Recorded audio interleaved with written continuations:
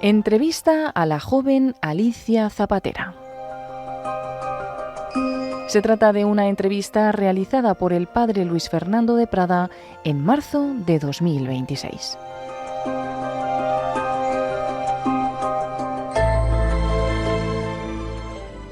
Queridos amigos de Radio María, querida familia, hoy tenemos en esta casa uno de esos programas que siempre nos gustan mucho, un testimonio juvenil. Cuando se graba esta entrevista que vamos a tener, nuestra invitada Alicia Zapatera tiene 23 años, estudia segundo de psicología, había estudiado antes otra carrera, pero eso es lo de menos. Lo importante es que es un milagro que la tengamos aquí, es un milagro que esté en esta tierra porque ella ya no encontraba sentido a su vida, no podía con el dolor que llevaba en su corazón y intentó pues irse de aquí. Y muchas otras cosas que han ocurrido, pero el Señor la ha salvado. Y por eso es un testimonio de esperanza el que vamos a tener hoy aquí en Radio María con Alicia Zapatera. Alicia, bienvenida a Radio María. Muchísimas gracias por venir aquí. Gracias a usted por invitarme. Bueno, Alicia, pues lo esencial, cuéntanos de dónde eres, cuéntanos un poquito de tus inicios y de tu familia, si te parece. Vale, sí, claro. Nada, yo soy de Ávila, me he criado toda la vida allí, tengo allí a mis padres y a toda mi familia. ¿Qué tienes hermanos? Sí, tengo un hermano mayor, 5 años más mayor, que también nos hemos criado allí juntos. He ido toda la vida a un colegio diocesano, a un instituto y un colegio diocesano. Mis abuelos, pues creyentes también y practicantes de misa de todos los domingos. Y bueno, aunque mis padres siempre me han querido guiar y educar en valores de la fe, a la hora de practicar, pues bueno, no íbamos los domingos a misa ni estaba Dios como en nuestra vida, ¿no? Pero bueno, siempre que ha habido algún mal momento, siempre se recurre a Dios. ¿Qué recuerdas de cómo eras de pequeñita? Yo siempre soy una chica que era muy cariñosa, era muy sensible, cualquier cosa me afectaba, tanto para bien como para mal, y era como muy dada a los demás, muy generosa también. ¿Con tu familia qué tal el ambiente en casa en general? Bueno, se hacía lo que se podía, había sus cosas, y a veces era complicado el ambiente en casa. Era a veces un poco tenso. Cuando mi hermano entró en la adolescencia, preadolescencia, a mí me pillaba más pequeña y bueno, pues si la relación de mis padres ya les costaba un poco, la adolescencia de mi hermano también supuso complicaciones en mi casa. Y creo que en tu vida han sido muy importantes los abuelos y particularmente uno, ¿es así? Muchísimo, la verdad. No he conocido amor más puro y haya sentido en mi vida algo tan cercano que era el amor de mi abuelo. Era un amor que te amaba por encima de todo. Era como, yo veo a mi niña y es mi niña y la adoro y la amo. Y era como un pilar. Y ya nos contarás más adelante, hubo un gesto en tu vida en relación con él, pues muy significativo y un milagro también. Pero antes de llegar a ese milagro, ¿qué tal te fue? Hemos hablado un poquito de la familia, una familia buena, con sus dificultades como todas, con ese hermano, en fin, como todas también cuando la adolescencia. Y tú en el colegio, segundo ámbito importantísimo que marca nuestra vida. ¿Qué tal te fue de pequeña? Por lo general me costaba un poco, porque bueno, tuve dificultades en el colegio a nivel pues, de comprensión lectora y tal. Pero bueno, también hubo momentos, como se llamaría ahora, de bullying. No era bullying físico, pero sí era emocional, de ese de dejarte sola, de lado. Entonces era bastante duro, porque en una edad en la que necesitas pertenecer, pues no tienes sostén ni nadie en el colegio. Entonces, bueno, fueron momentos un poco críticos, la verdad. ¿Había algún aspecto por el que se metieran contigo en concreto? En especial, pues bueno, por mi físico, por mi peso. Sí, era complicado. Y creo que como llegaste a la conclusión de que nadie te podía ayudar, pero de ahí sacaste una conclusión muy buena, ¿verdad? Una conclusión práctica de qué hacer con tu vida. Que si nadie me podía ayudar, pues yo ayudaría a los demás. Bueno, eso no está nada mal, hacer felices a los demás. Y ahora sí, si te parece, sí, cuéntanos el primer milagro, entre comillas, pero bueno, yo quitaría las comillas por lo que me has contado en otras ocasiones. ¿Qué pasó con tu abuelo cuando tú tenías 9 añitos? Pues de repente nos llaman por la noche y llaman a mi padre y le dicen que a mi abuelo le ha dado un infarto, un paro cardíaco. Con la grandiosa suerte de que el vecino, mi abuela fue a llamar al vecino y el vecino sabía hacer la RCP y gracias a que le hizo la RCP, pues tuvo más esperanzas de vivir. Según los médicos, le dieron 12 paros cardíacos y una hipoxia cerebral, que es que el cerebro se queda sin oxígeno, y le ingresaron 1 mes y medio en la UCI. Yo, como era muy pequeña, tenía 9 añitos, iba a tomar la comunión en mayo, esto fue en enero. Yo tenía la esperanza y le rezaba a Dios y decía, bueno, Señor, yo sé que mi abuelo va a salir, yo sé que mi abuelo va a salir. Y es verdad que mis padres le veían tan mal a mi abuelo que decían que, bueno, que lo mejor era que se marchara ya. Con la grandiosa suerte de que, bueno, pues el día que lo van a dar de alta, le sacan por la puerta de la UCI y ese día abre los ojos. Le iban a dar el alta porque ya no iba a salir de ahí. Le daban de alta desahuciado, creo. Desahuciado, porque estaba en coma vegetal. Para que muriera en casa, ¿no? Sí, para estar enchufado a máquinas y se acabó. Pero ocurrió un milagro y es que, fuera de lo que preveían los médicos, él se despertó y fue haciendo su recuperación y el día 20 de mayo estaba allí conmigo viéndome cómo yo recibía mi primera comunión. Y ese fue mi mayor regalo que pude tener. Un 20 de mayo de 2011, 5 meses después de que se iba a ir, pues se quedó para estar aquí en la tierra, viendo cómo su querida nietecita hacía la primera comunión. Bueno, pero luego creo que tuvisteis, tu hermano se iba poniendo cada vez más farruco, vamos, seguro que ya la cosa está mucho mejor, pero hubo alguna discusión un poco fuerte, ¿verdad? Que creo que también te afectó bastante. Sí. Hubo, bueno, pues eso, había discusiones muy fuertes y que nos dificultaban mucho como familia. Entonces, bueno, pues intentamos buscar ayuda, buscando pues psicólogos y buscando ayuda en otros sitios. Pero bueno, hacíamos todo lo posible por amarnos como familia, pero se nos complicaba un poco la cosa. Ahí iban esos problemillas y ese bullying también, del que me hablabas antes, creo que se fue a más, ibas teniendo más problemas con la comida, empezaste a hacer dietas y todo ese tipo de cosas. ¿Qué pasa con ese tema que hoy está tan extendido y seguro que tu testimonio también puede ayudar a muchas personas, sobre todo niñas y adolescentes, sí, que esto les afecta? Como vivimos en una sociedad tan con la cultura de la dieta, yo empiezo mi primera dieta a restringir alimentos como a los 9 años. Madre mía. 10 años. Y entonces, pues empiezo a entender por qué los hidratos son malos, por qué el azúcar se tiene que quitar, por qué la proteína, por qué, ¿sabes? Desde un punto de restringir para no engordar. Y empiezo a ver el deporte como el único método, no para divertirse o para disfrutar, sino para adelgazar. Y entonces, pues quien adelgaza le felicitan y quien engorda lo critican. Entonces, bueno, pues yo quería ser halagada por un físico más, bueno, como dice la sociedad, esbelto, bonito. ¿Y alguien en el colegio se dio cuenta? ¿Compañeros, profesores? No sé si estabas en un colegio, me decías, diocesano, ¿habría algún capellán? En fin, ¿qué relación tuviste con esas otras figuras? Yo empiezo a dejar de comer y empiezo a quitarme, bueno, pues los desayunos. Cuando eso sucede, pues las cenas, los desayunos, y empiezo a restringir pues comidas de mi día hasta que al fin hago solo una comida al día. Y entonces, bueno, esto dura como unos meses, cuando una amiga ya, mi mejor amiga de la infancia, se da cuenta y me dice, bueno, Alicia, hay que pedir ayuda. Teníamos unos 13 años. Y entonces yo le digo que no había problema, que no se preocupase, que yo estaba bien y que esto era algo que yo podía controlar y que era solo para bajar unos kilos, que no pasaba nada y en cuanto que yo bajase de peso lo dejaba. Pero bueno, nunca fue así. Y entonces ella me dijo, mira, voy a hablar con el padre Pablo, que era un capellán que le teníamos mucho cariño en el colegio diocesano. Y entonces habla con él y le comenta más o menos lo que estábamos pasando las dos, porque claro, ella lo sufría al final también de verme así de mal. Y entonces hablo con el padre Pablo y bueno, pues intenta como guiarme y recomendarme un poco, obviamente que tengo que comer y nutrirme, pero bueno, era complicado porque al final la cabeza acaba ganando muchas veces.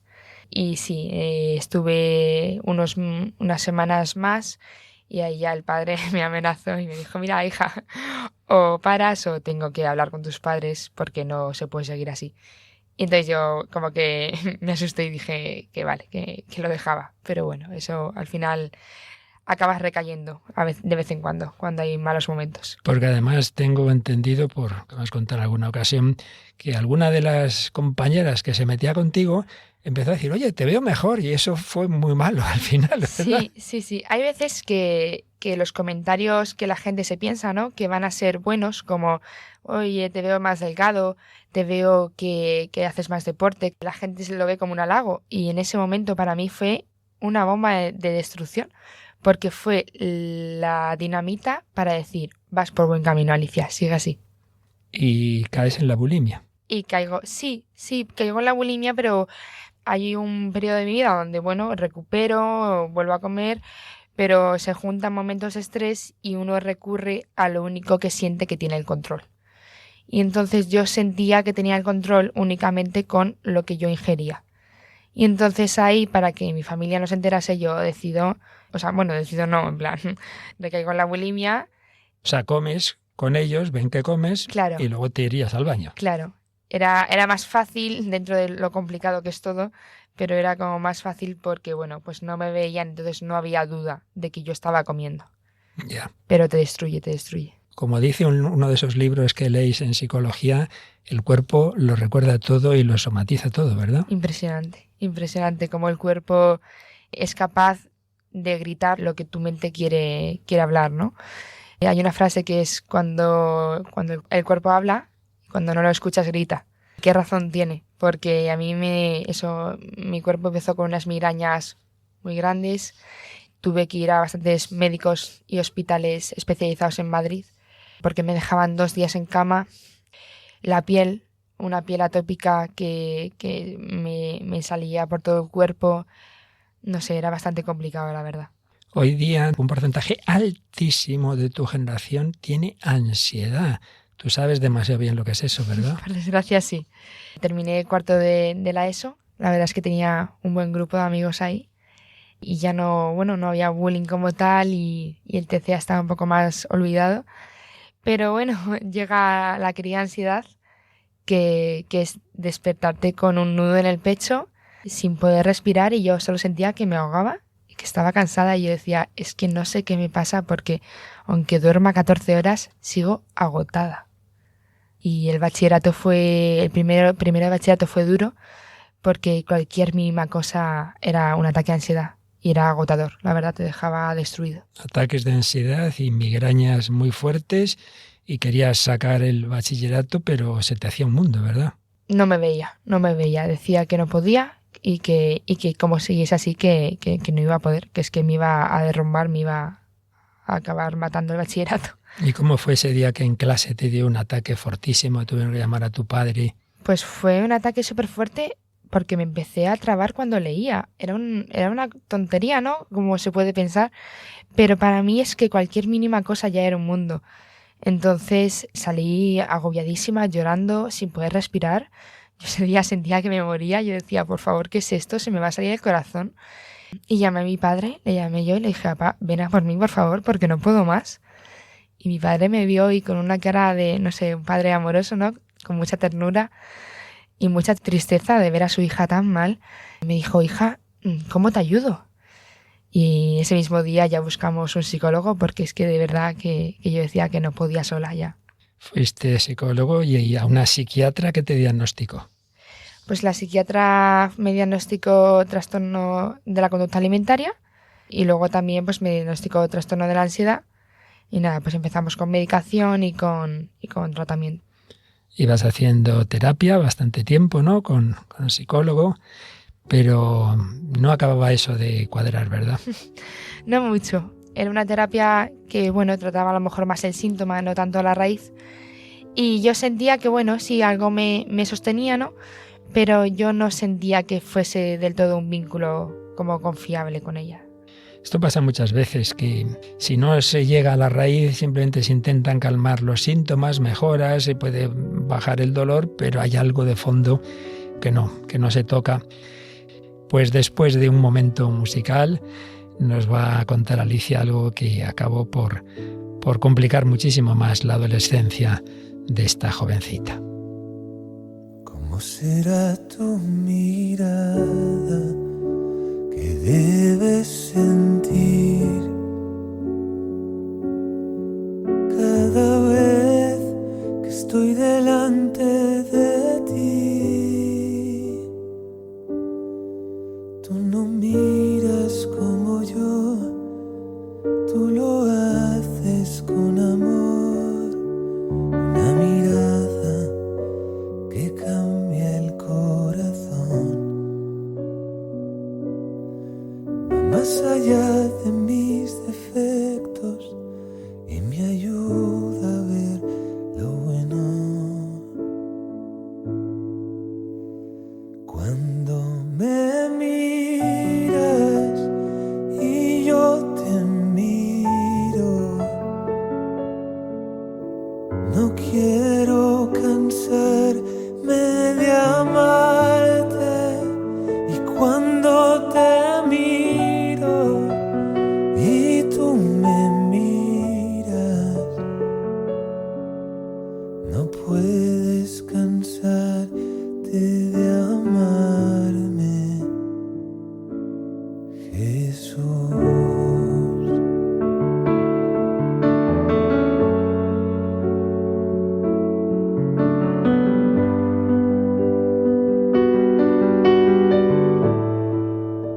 Me dices sin palabras que quieres más de mí, que me quieres todo para ti.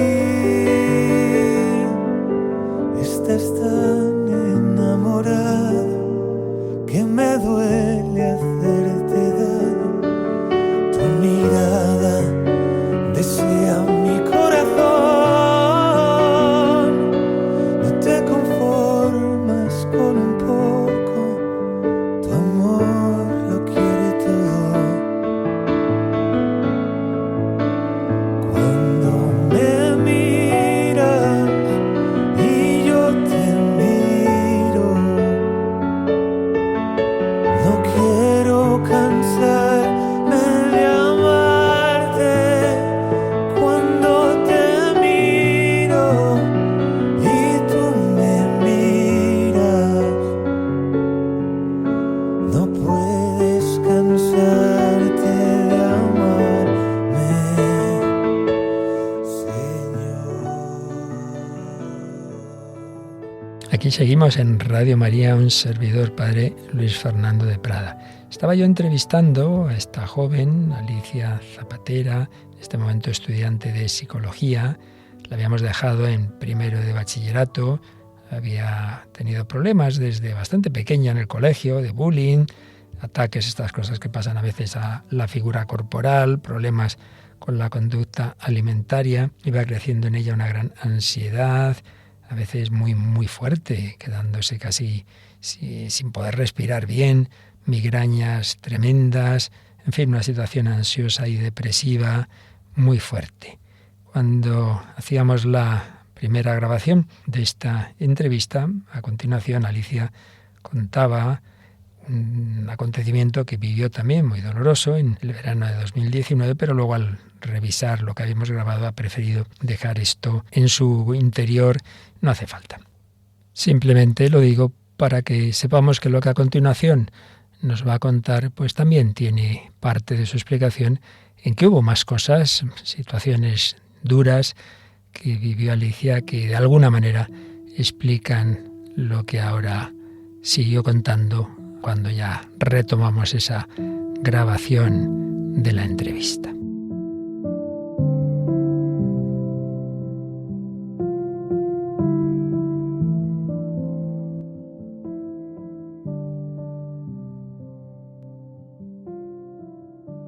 Yo decido pues acabar con mi vida y digo, mira, yo no puedo seguir con ese sufrimiento, es algo que nadie está preparado para vivir.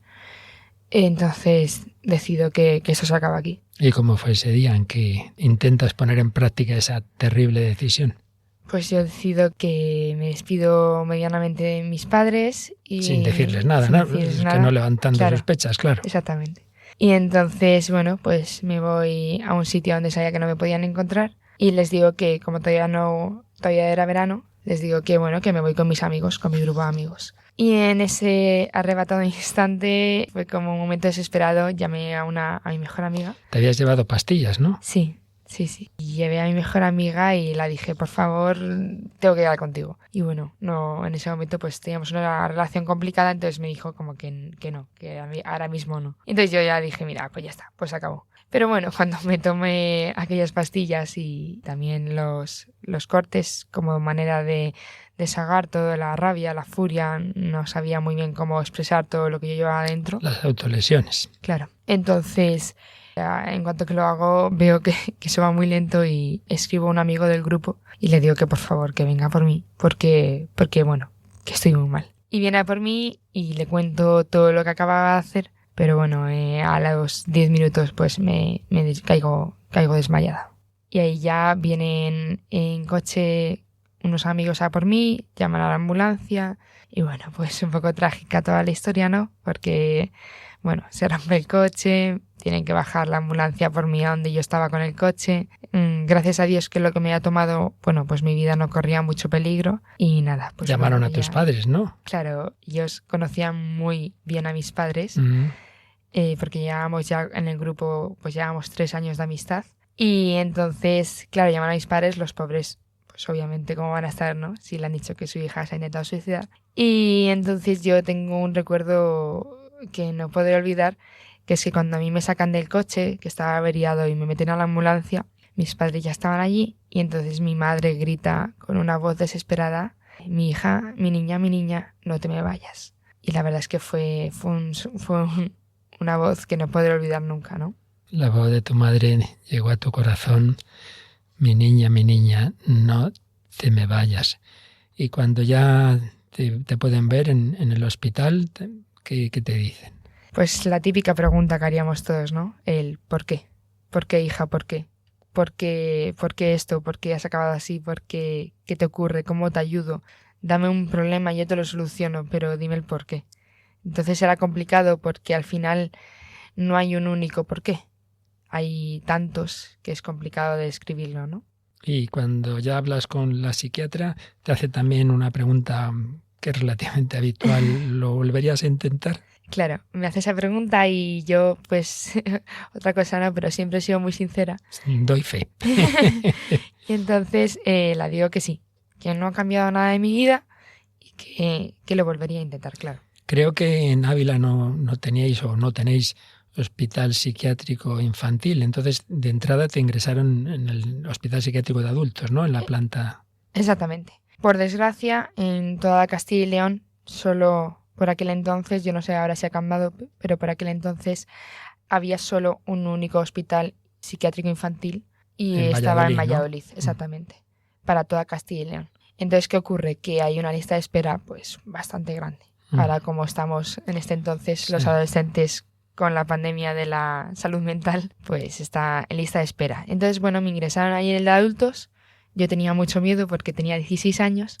Y es verdad que la primera noche fue un poco de miedo porque era como, madre mía, ¿qué hago yo aquí sola? Claro. Pero bueno, al final, al día siguiente, fui conociendo a la gente y mi perspectiva fue cambiando porque en vez de ver etiquetas o trastornos, fui viendo a personas con heridas, a personas pues que necesitaban sentirse amadas. Claro que sí. Bueno, entonces, ¿cómo evoluciona ese ingreso? Ya, porque luego te trasladan al infantil, ¿verdad? Al de Valladolid. Me meten en lista de espera urgente porque no podía estar allí en el de adultos y a los 4 días me trasladan en ambulancia a Valladolid. Y en Valladolid es un cambio muy grande porque al final una planta infantil es bastante más alegre, aunque, bueno, pues es bastante duro, pero es bastante más alegre. Aunque, bueno, no acaba de sentirse un poco cárcel, porque, bueno, te quitan el móvil, tienes cámaras por todos los lados, está todo el mundo supervisándote y no puedes salir de esa planta. Entonces, bueno, el único deseo que teníamos como niños era que nos diese un poco el aire y un poco, pues, salir a la naturaleza.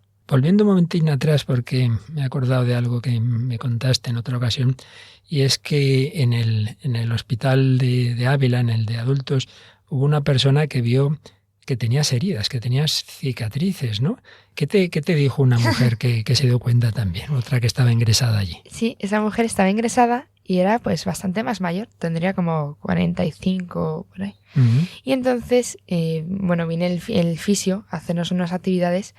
Y en ese entonces, pues uno de los estiramientos hace que mi manga se baje del pijama. Y entonces yo, asustada, de que la gente pensase mal de mí, ¿no?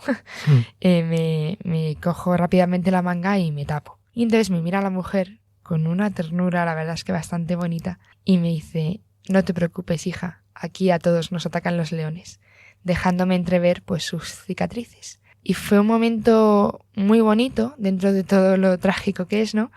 Porque es como, aquí no vas a ser juzgada. Qué bueno. Viste que en efecto esos estigmas que hay tantas veces de las personas con trastornos psiquiátricos olvidan que no son eso, una etiqueta, no son un trastorno, es una persona que si le ha pasado algo es porque tiene heridas y porque, bueno, por algún lado tenía que salir esas heridas. Y la verdad es que cuesta entender hoy día muchísimas personas, como se está extendiendo tanto, ¿verdad, Alicia?, entre adolescentes, cada vez más pequeños, los cortes. Esto en otras generaciones que no lo habíamos oído nunca. Y claro, es que es una manera de sacar por un... O sea, digamos, es tal el dolor psicológico por otros motivos que es preferible el dolor físico que te distrae de ese dolor psicológico. Yo creo que es la única explicación. Exactamente, es como lo cuentas.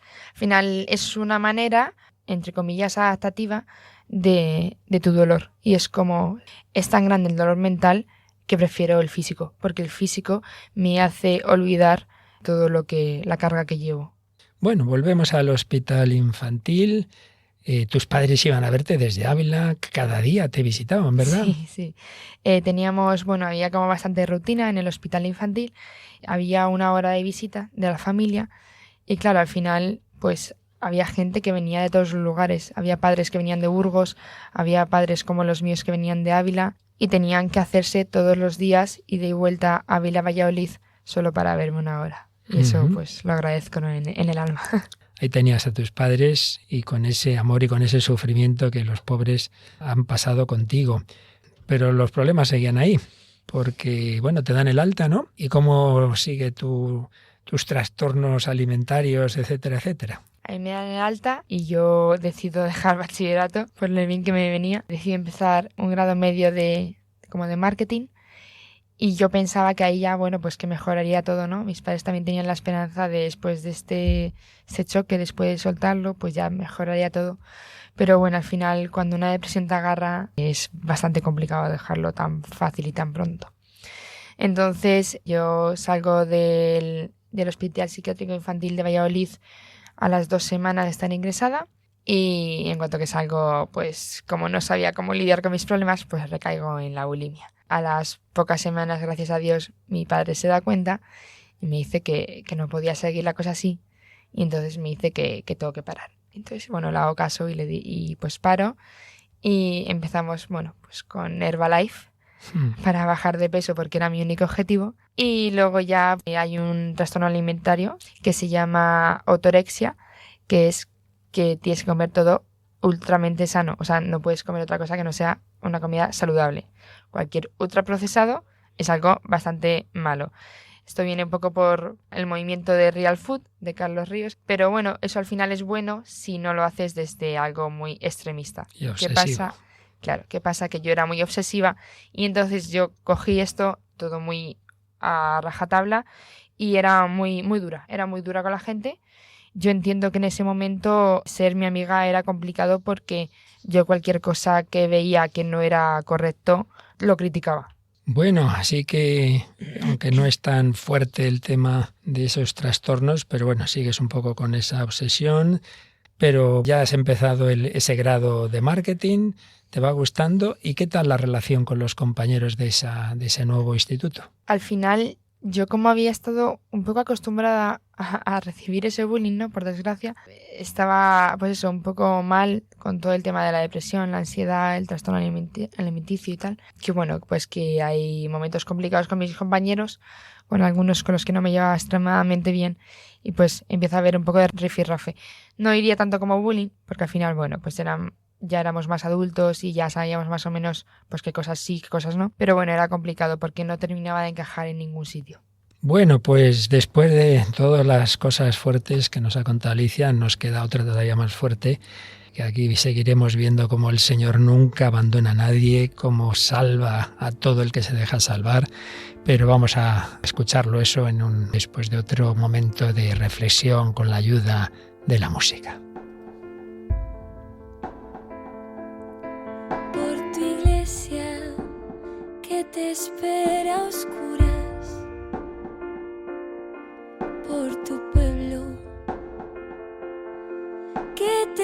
está guardando la aurora.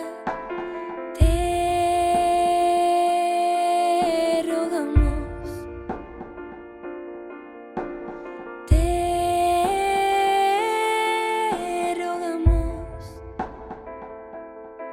por las naciones paganas que tienen sed de ti sin saberlo. Ten piedad, ten piedad. por los pueblos oprimidos, por el totalitarismo y la opresión de la mentira, Por aquellos perseguidos por tu nombre que se ocultan para orar. y aquellos extraídos de su hogar por sus perseguidores, pegados por el odio. Perdónales, Padre, no saben lo que hacen.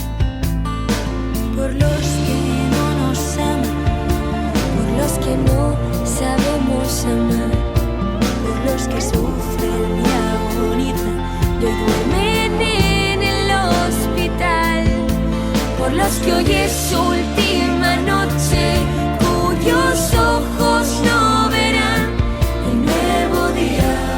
Ten piedad, ten piedad. por todos los que sufren la tentación del suicidio, por los dispuestos a dejar ganar al mal, Por aquellos cuyas noches son interminables, y a los que la angustia les ha quitado la paz.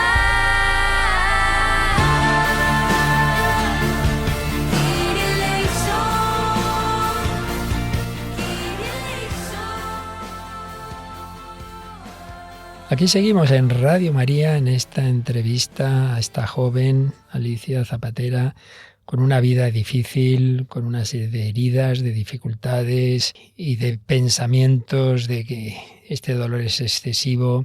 Sales de ese ingreso, estás ya en ese instituto, no acabas de estar a gusto y creo que en una ocasión te encontraste con una profesora que te dijo, pero hija, ¿por qué estás así? Si lo tienes todo, si tienes familia, si tienes salud, si tienes dinero para viajar, si tienes amigos. ¿Qué te hizo pensar ese comentario?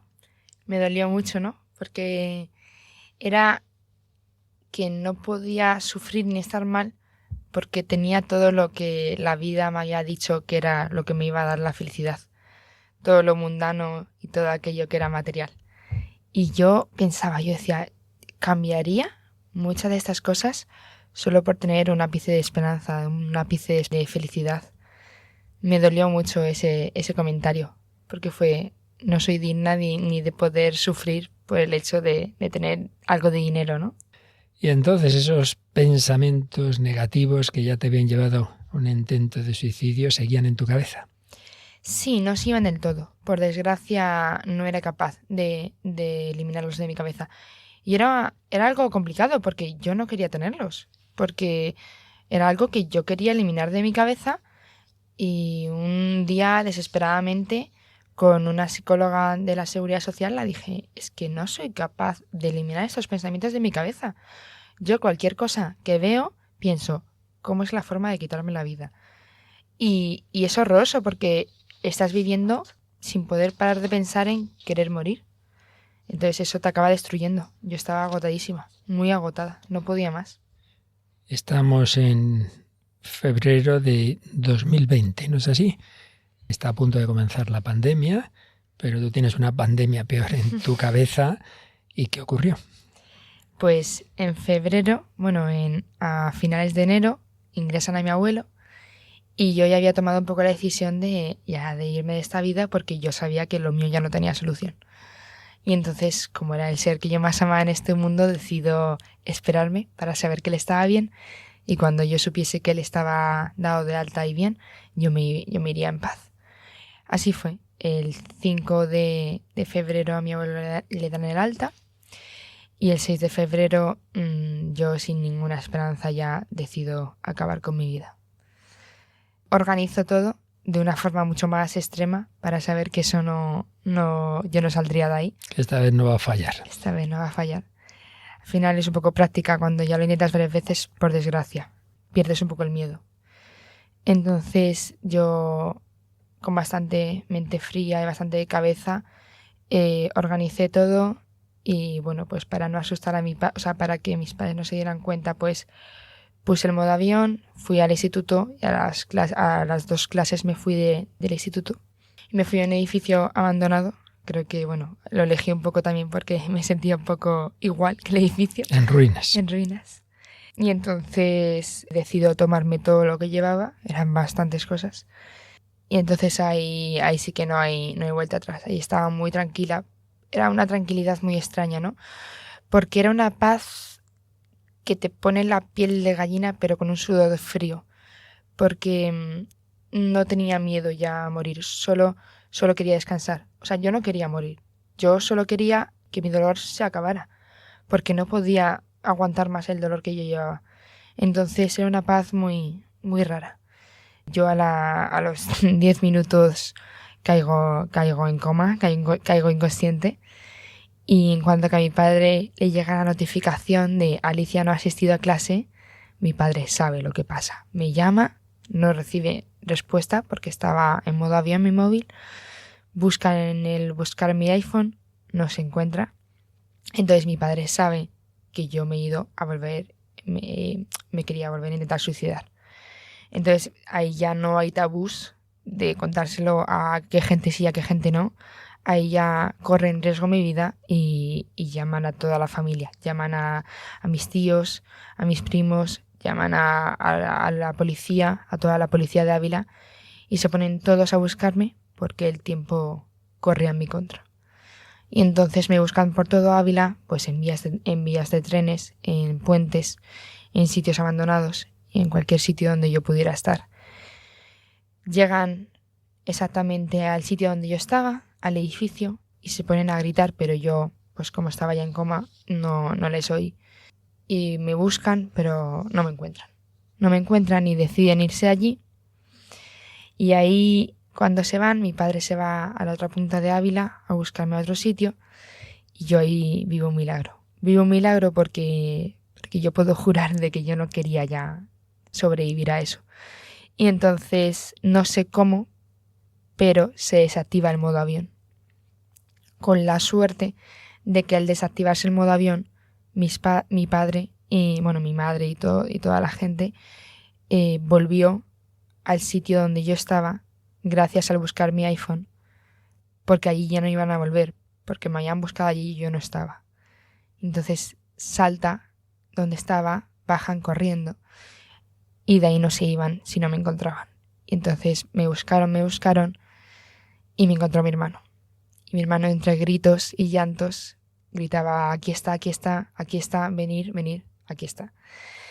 Y entonces, bueno, pues ahí entre mi primo, mi hermano, me cogieron y la policía y tal, pues me llevaron urgente al hospital. Y en el hospital ya pues hicieron todo lo que estaba en su mano, pues diciéndoles a mis padres que no sabían, bueno, pues que habían hecho todo lo posible y que estas horas que venían eran muy, muy críticas, eran muy importantes porque de eso dependía mi vida. Y bueno, pues al final el Señor tenía unos planes más grandes para mí y entonces yo salgo de esa misma noche. Yo me despierto un poco todavía ida de todo lo que me había tomado y nada, pues ya ese fue un nuevo inicio de mi vida. Ahí ya pensé, bueno, no sé, yo no creía en Dios, pero yo decía, ¿qué quiere la vida de mí? En plan, ¿por qué no me deja irme? No lo entendía. Porque ¿cómo te sentiste al ver que no habías conseguido tu propósito? Decía, es que no valgo ni para morirme. Pobre. Pero no, decía, no entiendo, o sea, es que no lo entendía. No entendía el por qué estaba con vida. Digo, si solo quiero irme, digo, no sé, en plan, la gente ya rehacerá su vida, ¿no? Pero yo, que me dejen en paz, no quiero sufrir más. Sí, esto es lo que se suele decir con la eutanasia, que en realidad la gente no es que quiera morirse, sino dejar de sufrir. Y si no se le ayuda a ello, ¿verdad? Y a ti, pues bueno, no se había conseguido, por más que muchas personas lo intentaron, ayudarte a que fueras feliz. Y bueno, pues fue tu salida. Y nadie sabe, ni lo sabremos hasta que lleguemos a la vida eterna, qué pasó con ese móvil, por qué se activó, si tú ya estabas absolutamente inconsciente, el modo avión, ¿verdad? Asombroso. El caso es que el Señor quería a su ovejita. Tu abuelo, estoy seguro que estaba también rezando un montón. Sí, ¿cómo lo no? creo. ¿Verdad que sí? Y bueno, a partir de ese momento, ¿cómo va tu vida? Pues a partir de ese momento no queda otra que tirar para adelante, porque tirar para atrás ya sería, pues eso, estar muy mal. Y entonces empiezo a avanzar poquito a poco con una psicóloga que yo la debo mucho. Uh-huh. Ahí sí te sentiste a gusto. Sí, empecé a coger vínculo. Estaba antes del segundo intento de suicidio, pero después del segundo intento de suicidio me dijo, Alicia, o somos sinceras o no te puedo ayudar. Y la dije, vale, tienes toda la razón. Y entonces ahí ya, bueno, yo me quedé ingresada en el hospital psiquiátrico infantil y en el de adultos unos un mes y medio, 50 y tantos días, un mes y medio por ahí. Y ahí ya me dan el alta, no porque mejore, porque no veía mejora y por eso estaba tanto tiempo ahí ingresada, sino porque me dicen que viene un tal COVID. Y yo digo, no sé qué es eso, pero a mí no me hace mucha gracia. Digo, yo va aquí cerrada, porque al final estás encerrado en un sitio tantos días que se hacen eternos, y que me dicen que me tengo que volver a encerrar y que no puedo ver ni a mis abuelos ni a mis amigos. Y yo decía, esto no puede ser verdad, ¿no? Pero bueno, al final eso me ayudó porque tuvimos momentos de familia que nos ayudó también a unirnos como familia. Y nada, pues vivimos la pandemia juntos los 4 y yo poco a poco pues fui tirando para adelante y fui mejorando todo, bueno, poquito a poco, pues los ámbitos de mi vida. Aunque creo que hubo otro factor de relación con amigos, entre comillas, que te hizo daño. Sí, bueno, fue complicado porque yo había puesto 2 pilares en mi vida, que uno era mi abuelo y otro era mi grupo de amigos. Y bueno, pues hubo una discusión bastante grande con mi grupo de amigos y al final acabé sola y fuera de ese grupo. Esto fue a mitad de pandemia. El mismo día, eso fue por la noche y por la mañana se había muerto el padre de mi madre y de un paro cardíaco. Y fue bastante duro porque era como, ostras, he perdido a mi abuelo esta mañana. No hay otra manera de que me sueltes esta bomba esta noche. Entonces, bueno, fue muy duro, la verdad, porque yo me vi sola perdiendo al único pilar que yo entendía que tenía. Y entonces ahí se me cayó todo. El que moría era tu abuelo materno, pero tu mayor relación era con el abuelo paterno, pero también él, después de unos meses, ya se lo llevó el Señor, ¿verdad? Por desgracia, sí. Bueno, mi abuelo tuvo pues una caída que se rompió la cadera, entonces bueno, fue ya todo pues un cúmulo, ¿no? A nivel mental también la pandemia le afectó, porque al final al estar tan cerrados, pues cognitivamente pues es complicado. Y entonces yo pierdo a mi grupo de amigos en abril, al abuelo, al padre de mi madre en abril, y en ese verano lo paso, bueno, más o menos pasable, con una amiga de la infancia que era vecina, que nos unimos las dos como hermanas. Y entonces en septiembre mi abuelo ya se puso muy malito, le metieron en cuidados paliativos. Y entonces yo, un día de susto, nos avisaron de que mi abuelo se iba, fuimos corriendo y yo no creía en Dios, pero yo le pedía, Señor, déjame un día para despedirme, por favor, déjame un día para despedirme.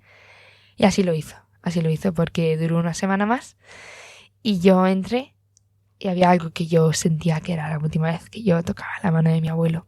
Y le decía que la amaba muchísimo y que él me quería, pues eso, como su única nieta que tenía, y yo pues, mi abuelo. Lo que son los abuelos, tanto nos insistió, bueno, todos los papas nos han hablado los últimos años de la importancia de los abuelos, pero particularmente el Papa Francisco lo resaltaba mucho. Madre mía, supuestos amigos que bueno, sin entrar en detalles, te dejan de lado, los dos abuelos se te van, y particularmente con el que tenías tantísima relación. Pero hay una cosa preciosa con la que terminamos esta parte de la entrevista, y es que muchas personas te habían pedido, empezando por tus padres, claro, que prometieras que no ibas a volver a intentar lo que ya en 2 ocasiones habías hecho, y creo que se lo prometiste a alguien, ¿no? Yo, aparte de ser bastante sincera, cumplo mi promesa y cumplo mi palabra. Entonces, mi padre, entre lágrimas, me hizo prometerle que yo no iba a volver a intentar suicidarme. Pero no era algo que yo controlase. No era algo que yo decidiese si sí o si no. Pero cuando todo se destruye y todo se acabó, y yo ya estaba en pandemia y mi abuelo ya falleció en septiembre, yo decido, desde mi voluntad, decir, haré todo lo posible para que esto no vuelva a ocurrir. Y le prometí a mi abuelo algo que no había prometido a nadie, que era: abuelo, voy a tirar para adelante sea como sea, y voy a cuidar a tu mujer y a tu familia como tú nos enseñaste. Y hubo un signo, ¿no? Muy, muy bonito que hiciste para esa promesa. Sí, lo escribí y le pedí. Yo no era capaz de ver a mi abuelo en el ataúd, entonces le pedí a un primo mío que metiese este papelito en el ataúd. Nadie sabía que había escrito, solo yo y él. Y le pedí perdón porque yo, no sé, es complicado, ¿no? Porque yo no creía en Dios, pero a la vez sí. Porque yo decía, ya verás, cuando mi abuelo suba al cielo, porque yo tenía clarísimo que ese señor era un santo, y yo decía, ya verás cuando suba al cielo y vaya a ver todo lo que he hecho con mi vida. Digo, va a llorar, lo va a pasar fatal, pobrecillo.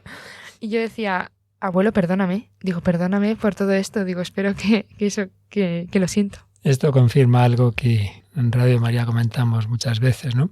Se nos mete por las ideologías y el ambiente, ¿no?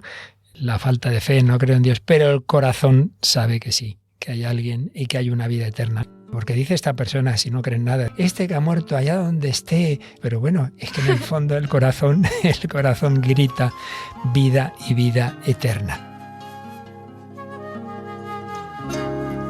Dices que ya no crees en Dios y esperas otro redentor que un día te saque de este mar en que te hunde siempre más, desesperadamente azul. Querría ser cielo y es fatal. Has aprendido a sonreír, a no ver nada en torno a ti y a no esperar de los demás. Tu vida grita en tu interior y otros la callan con su voz que falsifica el verbo amar. Esperan que tú hagas igual y te lo piden por favor una vez más, y a cambio ofrecen libertad con su perfume de dolor que mata en ti la eternidad. Tú te preguntas si es así, no lo puedes explicar, pero algo hay. Vuelves a tu habitación, llorando y sin saber por qué, vas recitando una oración. Tú te preguntas si es así, no lo puedes explicar, pero algo hay. Y vuelves a tu habitación, llorando y sin saber por qué, vas recitando una oración.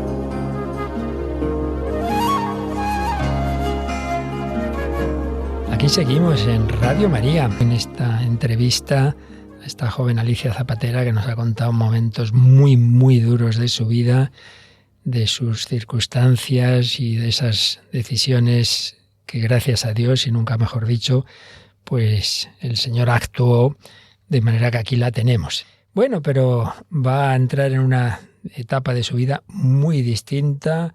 Alicia, le habías prometido a tu abuelo que ibas a luchar por tu vida, que no ibas a volver a intentar irte de aquí así porque así.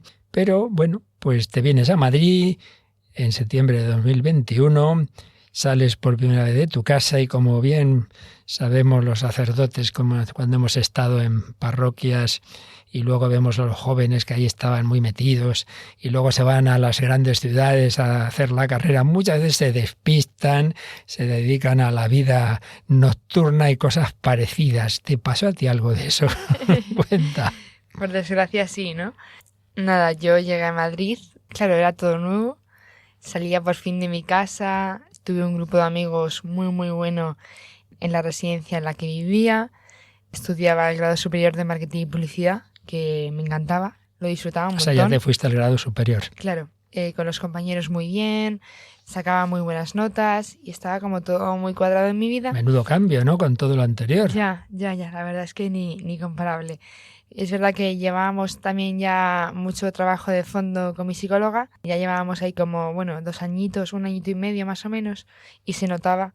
Entonces, pues yo decido probar, y es verdad que caigo un poco, ¿no?, en los excesos al final de lo que conlleva Madrid, que salíamos todos los fines de semana, discotecas, alcohol, fiestas y tal. Es verdad que nunca he fumado, pero bueno, en plan, la fiesta y el alcohol siempre ha estado en esos primeros años de mi carrera universitaria, aunque fuese un grado superior. Con la mala suerte, entre comillas, de que al final todo lo que conllevaba el TCA era un fondo de nulo amor propio y de buscar validación en los demás. Entonces, lo que antes buscabas, mostrando un cuerpo delgadito, esbelto y tal, ahora lo manifestabas en que mostrar que tu cuerpo gustaba a otras personas en esas discotecas, etcétera, ¿no? Exactamente. Yo tenía unos 19 años y entonces cuando salíamos de discotecas, mi único objetivo, aunque suene duro, era estar con un número mínimo de hombres. Al final acabó siendo personas, sin importar su género, y solo quería que esa persona me deseara y amara mi cuerpo, con un ápice de esperanza de pensar que yo podría llegar a amarme gracias a eso. Yo sentía felicidad, que realmente no lo puedo llamar felicidad, pero era como yo creía que era, que cuando yo me iba yo decía, es que hoy he estado con 3 chicos. Y entonces era como, no sé, como un halago de decir qué guapa tengo que ser como para que 3 chicos estén conmigo, ¿no? Obviamente no llegarías a establecer un mínimo de relación persona a persona, a lo mejor hasta ni sabías cómo se llamaba. Exactamente, era tan triste a veces y nefasto, ¿no?, que había veces que se me olvidaban sus nombres al día siguiente. Era, pero ¿con quién estuviste? ¿Cómo se llama? Y era como, no sé, recuerdo que era una persona, nada más. Madre mía. ¿Así estuviste mucho tiempo? Pues sí, estuve, 1 año, vamos a dejarlo ahí. Como el primer año así fue el más fuerte, en el que sí que hubo, alcohol y fiesta constantemente, casi todos los fines de semana, descuidando un poco, mi salud física. Pero es verdad que en mi carrera la sacaba y tenía un buen grupillo, entonces, dentro de lo que cabe, iba tirando para adelante. En uno de esos días de los que fui tirando para adelante, sentí por primera vez una sensación de felicidad y no me lo creía. Yo llamé a mi psicóloga y le decía, Ana, que me siento feliz. Digo, pero que estoy siendo capaz de decirlo. Digo, para mí era imposible llegar a sentir felicidad. Nunca había sido consciente de que eso podía pasar. Sí, alguna vez me contaste que ibas paseando, era primavera, el sol calentaba, una cosa tan sencilla, ¿verdad? ¿Cuántas veces se le dice a la persona que está deprimida, encerrada en casa, pero sal, hombre, mira el sol? Pues tú paseando al sol, dices, oye, que esto es bonito, ¿verdad? Que la vida es bella también, a pesar de todos los pesares, pero por dentro no seguías bien. Y de hecho, por ejemplo, aunque creo que había mejorado mucho la relación con tu familia, pero te pasó eso que pasa mucho en esas edades, ¿no? Yo me quedo aquí en Madrid, no querías ir mucho por casa, ¿verdad? Totalmente. Era complicado, sí. Yo tenía bastantes discusiones con mis padres porque, bueno, al final me alejé un poco de ellos. También me empecé a hacer mi vida en mi círculo allí en Madrid y entonces me quería desentender un poco de ellos y de todo lo que yo había vivido en Ávila. No era tanto por ellos, Claro. sino que todo me recordaba a todo aquello que yo había vivido. Entonces era como quererme olvidar un poco de esa parte, ¿no? Entonces tienes unos amigos, entre comillas, de fiestas, la residencia y tal, pero conoces a otro grupo de amigos de los que me has hablado varias veces. Explícanos. Ese grupo de amigos, se me cae la lágrima y estoy, o sea, son encantadores. Ese grupo de amigos, de repente, bueno, pues aparece en mi vida como por obra de gracia y aparece el segundo año que yo hacía el grado superior y me empiezan a mostrar una forma de ver la vida totalmente distinta desde, oye, ¿y si vamos a la montaña? ¿Y si hacemos deporte juntos? ¿Y si nos divertimos de otra manera que no sea saliendo de fiesta y beber? Y entonces eso me empezó a atraer muchísimo.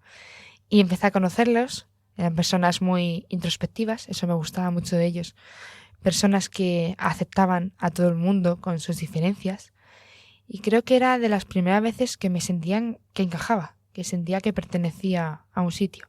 Así que empezaste a, en vez de tanta discoteca, a irte de montaña, a hacer deporte, en fin, una vida más sana, ¿no? Con gente que te aceptaba y a sentirte integrada en un grupo. Pero por dentro seguías sin conocer a Dios, pero siempre tu corazón buscaba espiritualidad. ¿Te pasó esto tan habitual hoy día de buscar en cauces así un poco esotéricos, digámoslo?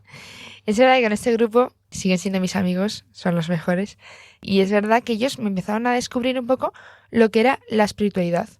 Y me pareció súper curioso porque era algo que nunca había tenido ni en duda en mi vida.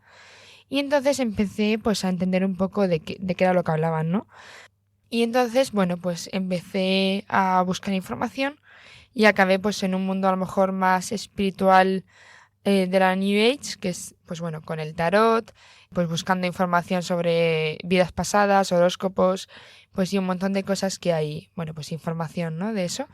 Pero había una sed de verdad en mí que nunca se saciaba. Era como que yo había algo que no había encontrado y que siempre andaba buscando, y por mucho que, pues eso, manifestar y meditar me diese un poco de paz, no terminaba de encajar. Era algo que yo decía, algo falta. Y además creo que como nada es perfecto en este mundo, por majo que fuera ese grupo, tuviste una pequeña discusión, ¿verdad? Con una chica del grupo, y eso te hizo también, te afectó un poquito. Bueno, al final, como todo, ¿no? Hay a veces que hay discusiones. Tuvimos una discusión, que al final son muy majos, pero bueno, hay problemas, como en todo. En todas partes.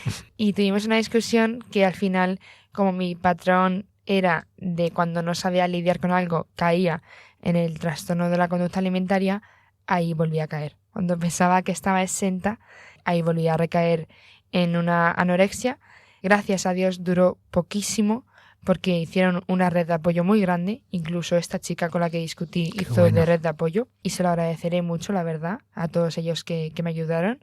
Yo estaba ya en este grupo muy integrada y ellos hacían todo lo posible para que yo saliera de esta, y nuestra promesa fue que no nos mentiríamos, que si ellos me iban a ayudar y yo quería salir, que teníamos que ser sinceros. Y así fue. Y entonces cuando estabas en peligro pedías ayuda y la recibías. Sí. Ahí pude saber pedir ayuda, y eso fue lo que también me salvó. Bueno, pero te pones a trabajar, lo que habías hecho, marketing y tal, estás en recursos humanos, te va bien, pero creo que hubo una conversación con tu jefa que también cambió tu vida. Yo he tenido tantas personas que me han tocado mi vida que estoy tan agradecida de ellas. Era como si fuese mi jefa, mi superiora. Tenía que hablar con ella en una reunión porque me iba a decir si iba yo a continuar con el trabajo o si ya se finalizaba el contrato. Entonces me cogió y me dijo, mira Alicia, yo veo que en ti hay algo muy especial y que cuando viene un grupo nuevo de gente tú deslumbras y brillas y se te da bien la gente, pero cuando te pones delante de un ordenador te acabas apagando. Y yo, pues claro, todo lo que decía, es que tiene toda la razón. me decía, mira Alicia, yo veo algo en ti que creo que tienes que buscar tú y desarrollar porque sé que hay algo. Eres muy joven, tienes 21 años, así que lánzate, investiga y aprovecha ahora. Me dice, si yo te contrato, sé que ahora mismo te limito. Entonces fue una llamada también para ti, que te va hablando Dios a través de distintas personas para decir, hay algo que siempre te gustó y que nos lo has dicho desde pequeñita, desde que querías hacer felices a los demás, querías ayudar a otros, y una manera de ayudar a otros es conocerles y ayudarles como te habían ayudado tantos, a veces acertando más o menos, pero intentándolo desde la psicología. Y es cuando ya decides hacer psicología, lógicamente tus padres dicen, esta hija nuestra, que si marketing, ahora de repente psicología, hubo algunas dificultades, y la providencia, una vez más, no había plaza, y resulta que a última hora queda una plaza libre en la Francisco de Vitoria, y empiezas psicología. ¿Y qué? ¿Contenta de esa carrera? Uf, enamorada. Yo voy a la primera clase con un profesor que se llama Giovanni y a mí me cambia la visión de la vida. O sea, empiezo a entrar y digo, wow, qué maravilloso es el ser humano, qué máquina más bonita, qué grandioso es todo su ser. No es solo un cuerpo y son síntomas, sino que son vidas, son personas, son corazones, no sé, ver el ser humano desde un concepto tan amplio y tan humano, me pareció encantador. Francisco de Vitoria es una de las universidades católicas, gracias a Dios, que tenemos, y claro, pues intenta dar una visión de la persona humana no reductiva, asumiendo todo lo que nos enseña la ciencia, pero aprovechando la filosofía, la teología, todo. Y te empiezan a surgir dudas, ¿no? Porque tú vas viendo al estudiar el cuerpo humano, que porque también tenéis asignaturas de anatomía, en psicología, esas que sé yo que son durillas, y dices, oye, qué bien hechos estamos, y esto se ha formado por casualidad. Típica pregunta del ateo que, si es sincero, de decir, qué cosa, hay muchas casualidades hay en este mundo, ¿verdad? En fin, que va entrando más y más en ti también esa pregunta de si todo en tu vida y en el ser humano es casualidad o hay alguien que está ahí detrás. Y luego, por otro lado, empiezas a hacer un voluntariado, ¿verdad?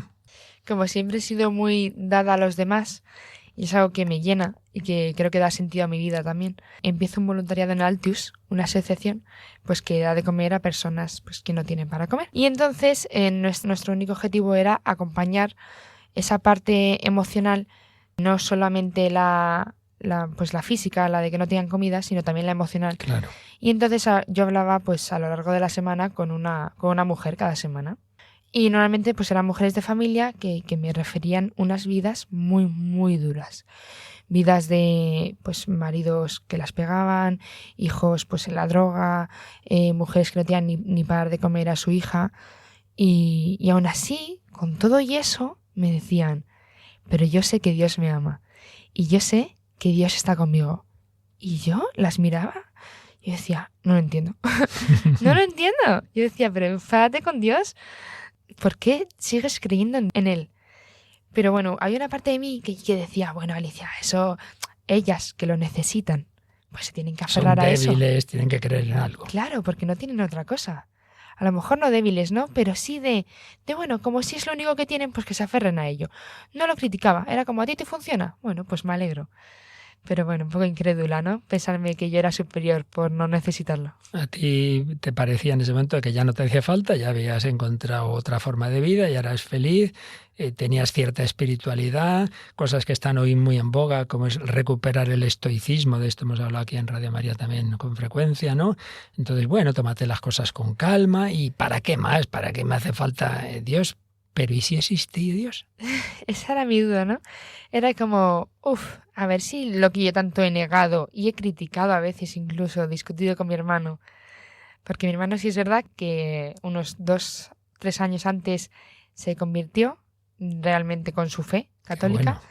Y entonces él me insistía mucho y yo, como discutía mucho con él, yo le negaba 1 y 1000 veces sobre Dios.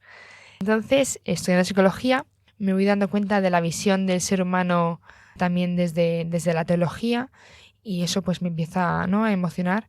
Empiezo a decir, bueno, sé que hay algo hay, porque esto no es casualidad de que estemos aquí, pero a mí me surgía la duda de, Alicia, ¿pero qué es lo que te niegas tú a creer en Dios? ¿Por qué? Y entonces, bueno, tengo la grandiosa suerte de que tampoco me he negado a nada, siempre he sido muy voluntaria a todo. Y entonces conozco la Sociedad Magda Arnold allí en la universidad. Ellas eran psicólogas católicas, pero bueno, yo como era gente que le gustaba mucho la psicología igual que a mí, dije, venga, me voy a meter al grupo este. Sí, es una asociación que en la Francisco de Vitoria se funda por profesores y alumnos que buscan unir la fe con la psicología y toman el nombre precisamente de una psicóloga de origen checo que se convierte al catolicismo leyendo a Santo Tomás de Aquino y bueno, hace toda una visión psicológica en la que está presente también la dimensión religiosa. Entonces organizan cursos y vas a uno de esos cursos de esta asociación, además sobre el trauma precisamente. Exactamente. Bueno, anillo al dedo, como se dice. Sí. Pues termino justo mi primer año de carrera, emocionada, encantada, muy friki del tema. Me encantaba estudiar más por mi cuenta, de manera autodidacta. Entonces surge un curso con el Club Magda Arnold que es sobre el trauma. Y yo decido, pues ir, obviamente. Y entonces esto es en verano de 2025, en junio. Entonces, el primer día de curso, yo estaba allí sentada sola, no conocía a nadie, y llegó un sacerdote y dijo, hola hija, ¿cómo te llamas? Y yo en esa mirada, yo pude ver a Dios. Y yo no sé por qué, pero yo tenía mucho miedo de hablar mis dudas de fe, porque tenía miedo de que se hicieran realidad. Entonces me dio una confianza tremenda y al día siguiente le dije, mira, padre, yo tengo que hablar con usted. Le comenté todas mis dudas y lo primero que le dije fue, mira, yo no quiero que me convenzca usted de nada.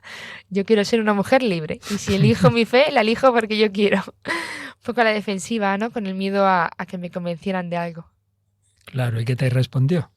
Me respondió que él ya tenía una edad, que se había dado cuenta de que no merecía la pena convencer a nadie y que al final el que buscaba encontraba.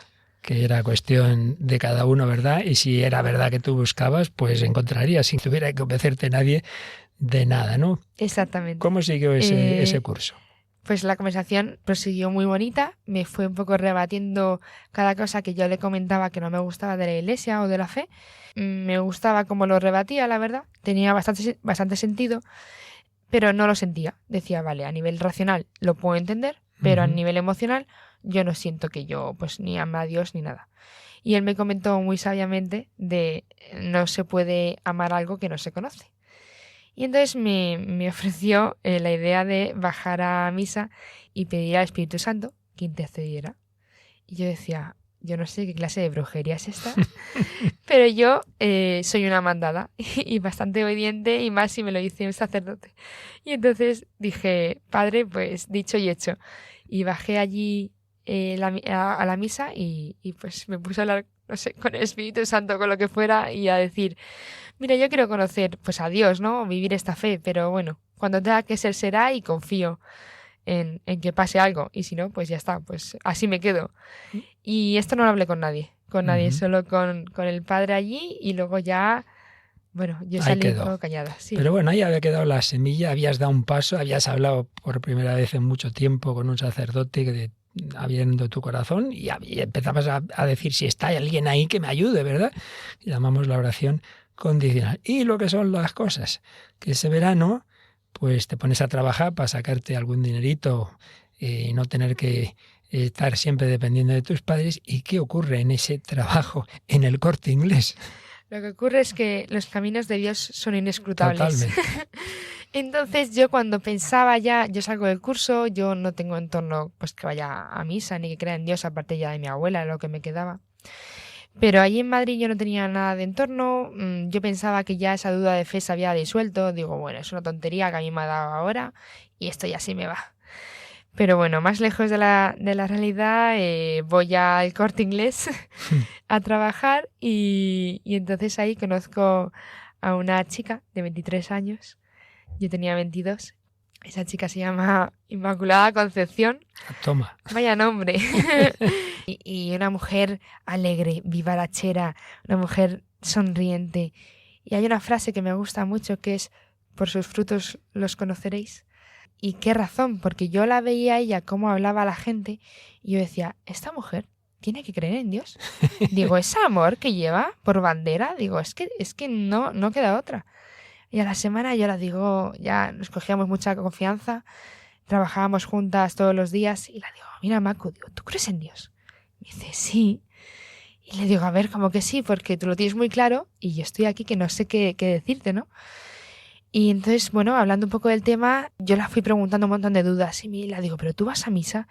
Me dice, intento ir todos los días. Casi te da un shock. ¡Ay! Yo decía, ¿pero qué dices? Mi abuela, que no tiene nada que hacer, pues va todos los días. Pero tú, muchacha, que eres muy joven. Y entonces ella muy sabiamente también me decía que si yo cuidaba mi cuerpo. Y yo decía, sí, claro, yo voy al gimnasio, a la montaña. ¿Y tu mente? Y yo, sí, claro, leo, tal. Me dice, ¿y tu alma? No está mal, ¿no? La preguntita. Cuerpo, mente y el alma. ¿Y qué respondiste? No supe responder, fue como, qué pregunta, ¿no? No sé ni lo que es el alma, ¿qué es eso? Vamos a investigarlo. El caso es que Dios te envía otro mensajero. En este caso, esta mensajera que se llama como la Virgen María, Inmaculada, Macu. Impresionante. Entonces, gracias a ella, pues yo poco a poco, como ya tenía esa puerta abierta, ¿no? De buscar interrogantes y preguntarme, me empieza a explicar todo y mucho desde la libertad, porque un día la digo, mira Macu, yo te quiero acompañar a misa un día. Y me dice, vale, pero cuando tú me digas. Y me gustó mucho porque fue como, respeto mucho tu libertad y es tu camino. Y entonces... Como te había dicho el sacerdote en el curso, lo cual va en contra de esos que se creen que a la Iglesia nos dedicamos a adoctrinar y a forzar a las conciencias, ¿verdad? Sigue. Para nada. Todo con el amor y con el mayor respeto y libertad posible. Y creo que ahí es realmente el camino de la verdad. Yo poco a poco me voy cuestionando, me voy buscando información. Empiezo a ver la serie de Chosen de Prime Video, que me ayuda mucho a ver el Evangelio y a ver... Bueno, pues a Jesucristo, ¿no? Más cercano. Ese día la acompañé a misa y muy bien. Esto ya es por agosto. Y decido yo ir un día sola a misa, al lado de mi casa, y decido ir. Y como sabía que no podía comulgar antes si no me había confesado, decido irme a confesar. Y el cura con el que me confieso le digo, mira padre, yo he estado muy alejada de Dios y ahora tengo un deseo de volver. Y me dice, no hija, tú nunca has estado alejada de Dios porque Dios nunca se ha alejado de ti. Qué bonito. Y yo pensar en todos los momentos duros que haya vivido y pensar que Dios había estado conmigo, a mí se me cayó una lagrimita. Vamos, como si hubieran sido lagrimazas. Ya. Pensarías, quizá entonces el que encendió el modo avión fue el Señor, ¿no? Ahí todavía no lo pensaba, pero yo sentía algo. Yo no sabía escribirlo, pero sentía un amor que estaba entrando en mí. Y entonces ese mismo día estoy en misa, comulgo y rompo a llorar. Sintiendo, ay Padre, cuánto tiempo he estado alejada de ti. He añorado tanto ese sentimiento. Entonces yo salgo de misa y digo, wow, qué paz. Al día siguiente, obviamente, vuelvo a comulgar y vuelvo a llorar. Y lloro y rompo a llorar. Y digo, Padre, perdóname por todo lo que he hecho. Pero no sabía bien lo que era, pero sabía que esto iba a significar algo muy grande en mi vida. Me daba miedo hablarlo con gente por la crítica, pero con una de esas amigas con las que lo hablé, la dije, es que me da miedo que la gente, ¿qué va a pensar de mí, no? Que yo he criticado esto y que yo he criticado a la gente que creía en Dios y tal. ¿Qué van a pensar de mí? Me dijo mi amiga muy sabiamente, ¿y no es realmente que la que más te criticas eres tú misma? Y ahí tampoco supe qué responder, porque era así. Qué bueno. Empieza pues esta siguiente y de momento última etapa de la vida de Alicia Zapatera cuando se reencuentra con ese Jesús que recibiste en la primera comunión cuando tu abuelo se había recuperado, ¿verdad? En aquel mes de mayo, pequeña que eras, y ahora después de todo lo que nos has contado tremendo, como el Señor estaba ahí esperándote, empieza una nueva etapa en la vida de Alicia. Y más detalles de esa nueva etapa vamos a escucharlos enseguida, después de un momento de reflexión con ayuda de la música. Mi mejor amigo decidió morir por mí. Cargo pagó con mi castigo para que yo pudiera vivir. No viniste a juzgarme, me viniste a salvar. Y ahora lo que más quieres es que yo me deje amar. Abrázame,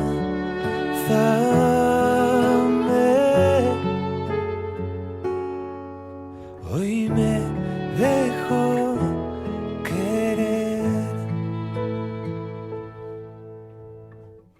Todos mis pecados arden en el fuego de tu amor. Y siempre que yo me caiga, tú me levantarás.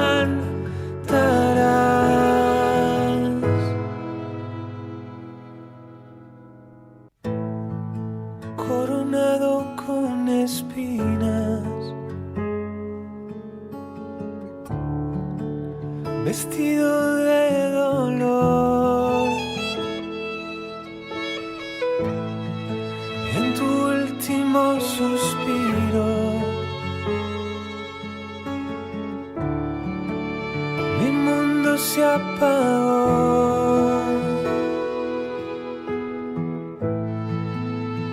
Pero al tercer día un gran ruido se escuchó. Fueron ángeles cantando. Jesús resucitó.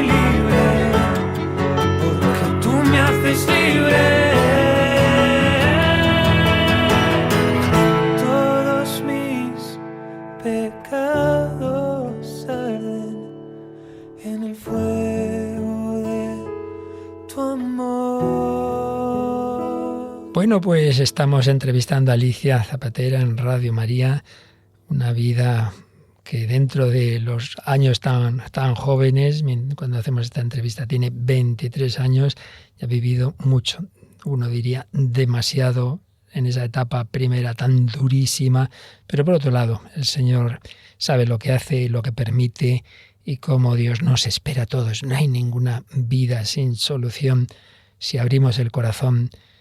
Y Alicia lo fue abriendo, Dios se fue sirviendo de muchas señales y de personas, como esa compañera de trabajo, como ese sacerdote con el que se confiesa y le dice: Dios nunca se había alejado de ti, pero ya llega el momento del encuentro personal, esas misas, esas comuniones, ese sentir el amor de Dios. ¿Cuántas veces he oído yo esta expresión, Alicia, no?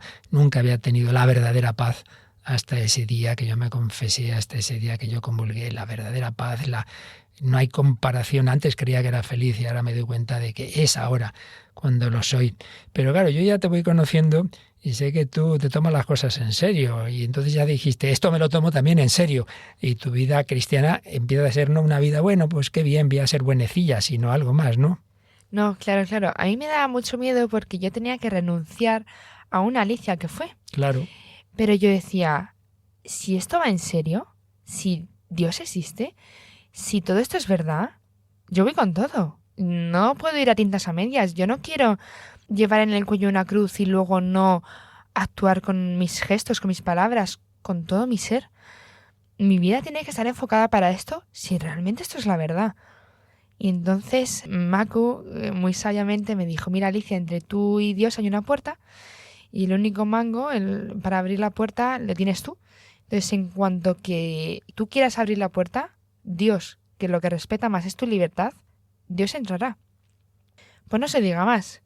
Dicho y hecho, yo a los 2 días de ir a misa, pues a la semana siguiente, había pasado 5 días, y yo me arrodillo en la iglesia y digo, Señor, si de mi libertad depende y mi voluntad es, mi vida es tuya, cógela, mete lo que tengas que meter, saca lo que tengas que sacar, aunque me dé miedo, no sé qué va a pasar, pero sé que como hija tuya que soy, y tú eres mi padre y me amas, solo vas a querer mi bien. Entonces, si de mí depende, mi vida es tuya. Y así fue. Yo a la semana le entregué mi vida a Dios y así fue. Y así en unos cuantos flashes en que se va manifestando esa nueva vida en relación con Dios, en relación con los demás, en relación con esas costumbres, pues habitualmente hoy día precisamente bastante alejadas de Dios, de la juventud, etcétera, etcétera, unas cuantas pinceladas de tu nueva vida. Pues mira, por el punto personal, yo sentí un amor que se me escapaba por los poros. Yo se lo decía a mis amigos. Y hubo un punto donde ya les dije, mira chicos, este cambio, este brillo que me decís que veis en mí, esto pues es porque, bueno, pues estoy creyendo en Dios, estoy convencida de que esto es la verdad. Es una palabra que nunca había sido capaz de decir, que había una verdad... En este mundo del relativismo. Exactamente. Para mí la verdad era muy relativa. O sea, que fuiste capaz de decírselo a tus amigos. Eso me costó porque pronunciarlo me costaba. Claro. Yo había negado toda mi vida discutiendo con mi hermano de que la verdad era relativa y cada uno tenía su verdad. Y entonces cuando descubro la verdad absoluta, hay una frase que en la Biblia que dice, yo soy la verdad, el camino y la vida, yo descubro que es la verdad y esto se me pone la piel de gallina cuando se dice, porque es como, qué grande es esta palabra, ¿no? Y entonces yo sentí un amor muy grande. Entonces a mis padres les empecé a ver con un amor mucho más puro y entender que habían sido pues padres que lo habían hecho lo mejor posible, con un amor muy grande. Y empecé también, bueno, pues a entender qué era lo que la Iglesia me quería transmitir del noviazgo.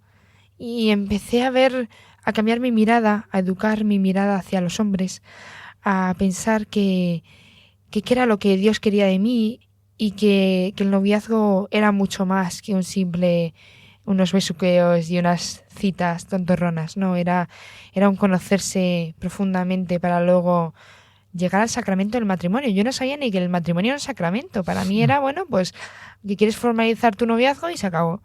Pero claro, empezó todo a tener su importancia, ¿no? Y a colocarse. Tuve también la gracia de Dios para poder perdonar todo lo que había sucedido en mi vida, perdonarme a mí y perdonar pues a la gente que me había hecho daño. Y perdono con mucho amor a todo aquel que hirió mi vida, porque yo también he herido vida de gente y Dios me perdona. Uh-huh. Y también, bueno, ya lo has mencionado, pero una palabra, porque como es el tema tan delicado con los jóvenes, ¿cómo le dirías tú ahora a un joven que no acaba de entender qué es eso de la castidad y tal? ¿Ha cambiado también tu forma de vestir? ¿O cómo ese cambio interior ves ahora que tiene sentido vivir el verdadero amor desde la castidad? Al final, esto lo bonito es cuestionarlo, o sea, no aceptarlo porque toca, ni es una obligación. Yo decía, si esto es lo que la Iglesia me recomienda, yo quiero entenderlo y quiero saber por qué lo elijo. porque quiero ser libre de elegirlo desde la teología y desde la educación. Y entonces yo empecé a investigar y yo decía, tiene todo el sentido, pero yo no quería nada impuesto. Y entonces para mí tenía sentido el yo esperar a mi futuro marido y decir, he esperado toda mi vida por y para ti y te quiero entregar todo mi ser y mi cuerpo porque tiene mucho valor. Y ahora le puedo dar el valor que realmente tiene mi cuerpo. Entonces yo, desde un punto de libertad y desde mi voluntad, yo quería reservarme, guardarme y quería vestirme de una manera pues no tan exhibicionista, ¿no? A lo mejor para no buscar esa validación, porque yo la validación más grande ya la tenía, que era la de Dios. Ya no necesitabas para saber tu valor que te dijeran, ¡ay, qué guapa, ay, qué delgada, ay, qué no sé qué! Sino que Dios ya te quería. Exactamente. Qué grande, ¿no? Sentir eso de me siento amada, pero amada profundamente, con mis fallos, con todo lo malo que he hecho.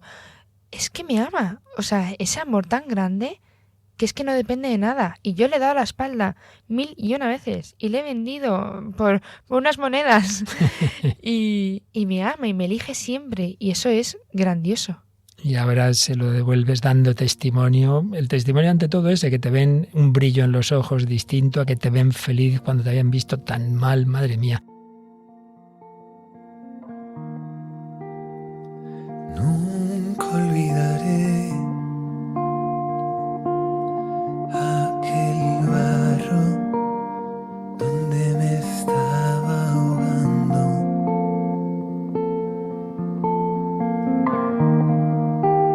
Me viniste a buscar, cogiste mi mano y a tu lado me senté.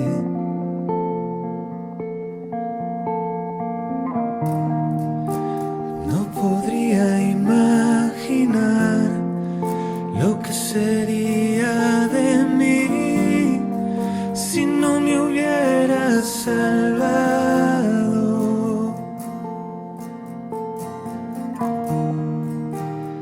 Y no hay palabras para darte las gracias, solo quiero decir que te amo.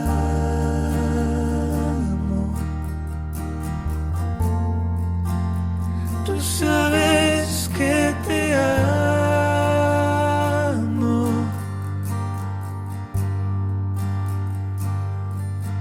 y te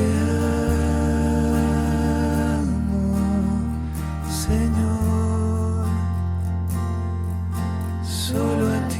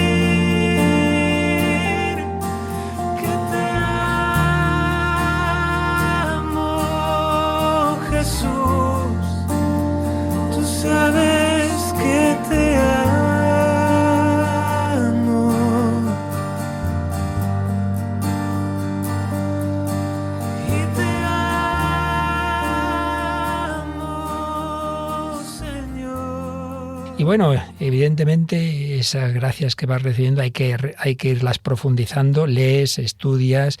Recuerdo que me preguntaste, ¿hay un texto así básico? Y te aconsejé el Yucat, ¿verdad? Que para ir conociendo la doctrina católica. Pero también hiciste 2 experiencias, una más que no vamos a entrar en muchos detalles para invitar a que quiera que la haga, ¿verdad? Que uno de estos retiros de impacto y luego otro ya más de profundización en silencio, ¿verdad? Exactamente. Esto ocurre, pues, bueno, yo los primeros días que voy a misa es en agosto, en septiembre empiezo segundo de carrera, mis amigos, aunque no creen en Dios, han sido un punto muy importante en mi vida porque me han cuestionado y me han apoyado mucho en mi decisión y eso lo he amado mucho y me ha encantado de ellos porque pese a no pensar igual que yo, han estado apoyándome en todo momento, viéndome feliz, que era lo único que les importaba. Y entonces yo en septiembre decido, oye, ¿y qué quiero hacer EFETA? A mí me han hablado de este retiro y mi hermano me habló mucho de este retiro. Y yo quiero hacer EFETA porque quiero conocer a gente en la fe, a amigos en la fe. Y entonces me pongo a buscar y encuentro un retiro que era pues 2 semanas siguientes. Y bueno, pues para la gente que no ha hecho retiros, pues esto suele ser bastante complicado porque hay mucha lista de espera, en especial para mujeres. Y entonces yo llamo y la mujer que me coge el teléfono me dice, mira, no tengo mucha esperanza de que vayas a entrar a hacer el EFETA, pero bueno, tú inténtalo. Y entonces yo sin ninguna expectativa, pues me inscribí, ¿no? En EFETA en San Agustín. Y bueno, pues con la gracia de Dios, como no hay tantas veces, me cogieron. Como se dice, los que vamos nuevos se dice caminar. Y entonces fui a caminar el 10, 11 y 12 de octubre y eso fue impresionante.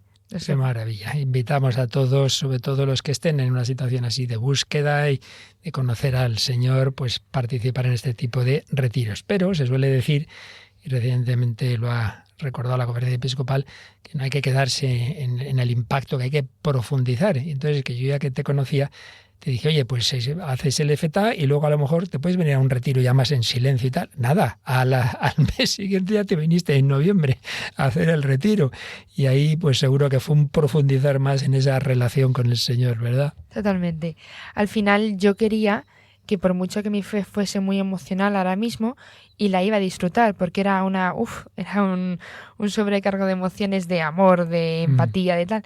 Pero yo decía, yo sé que en la vida pasan cosas duras, por desgracia lo sé por experiencia. Y sé que, bueno, que la vida me traerá cosas duras, porque lo vendrán. Y yo quiero elegir a Dios incluso cuando todo vaya mal. Y entonces yo dije, yo aquí tengo que estabilizar mi fe y hacerla más madura. Y así fue como poco a poco fui madurando mi fe. Y lo que venga a continuación. Bueno, y ya para terminar esta larga pero preciosa entrevista, suelo hacer unas preguntas así breves, lo primero que te salga, ¿no? ¿Qué es para ti la oración? La oración es dedicar un momento a amar y a pensar que se haga la voluntad de Dios y poder estar en paz con eso. La Eucaristía. Confiar. La Eucaristía, un momento de parar y decir, aquí está Dios. Ahora ya le das sentido a ir a misa, eso que te parecía para abuelitas aburridas. Me parecía aburridísimo. Yo no entendía de qué significaba la misa y me la fueron explicando poco a poco. Y el momento de comulgar es impresionante, pero es que el momento del sermón en el que tú paras después de todo el ajetreo que llevamos en esta vida y paras y el sacerdote te da algunas recomendaciones que vienen directas de Dios y tú las incorporas en tu vida y dices, oye, ¿y por qué no? ¿Y por qué no amo de esta forma? ¿Y por qué no perdono? ¿Y por qué no tal? ¿Y qué papel tiene en tu vida, en esta nueva vida, la Virgen María? Una madre. Es una madre a la que recurrir y en muchos momentos que he vivido y que viviré, la rezo y es como, madre, arrópame con tu manto. La Iglesia. Comunidad. Es lugar donde apoyarse unos a otros, aunque caigamos.